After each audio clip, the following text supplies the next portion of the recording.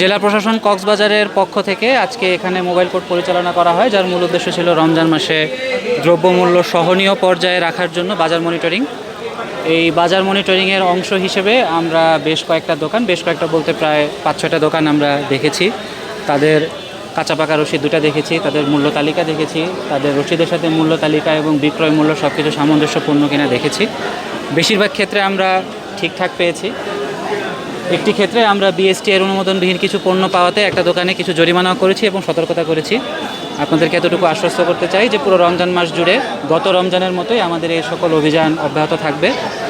এ সময় আমাদেরকে সহায়তা করেছে র্যাব 15 অফিসাররা, তাদেরকেও ধন্যবাদ।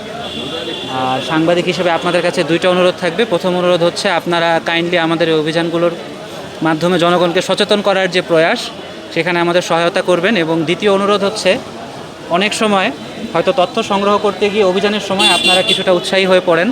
আপনাদের অতি উৎসাহের কারণে আমরা যাওয়ার আগে গলির মাথা শুরুতে যেখানে আমরা থাকি গলির মাথা শেষে খবর চলে যায় যে মোবাইল কোর্ট হচ্ছে।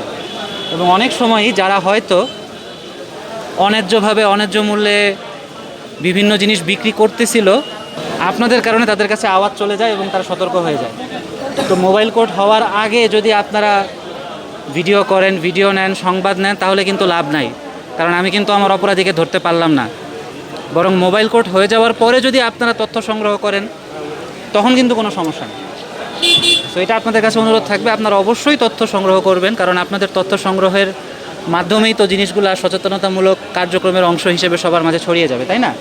কিন্তু সেই তথ্য সংগ্রহ যেন আমাদের অভিযানের পথে বাধা না হয়ে দাঁড়ায়। ঠিক আছে, আপনাদের কষ্ট দেওয়ার জন্য কথাটা বললাম না, কিন্তু আশা করি আপনারা জিনিসটা একটু মাথায় রাখবেন।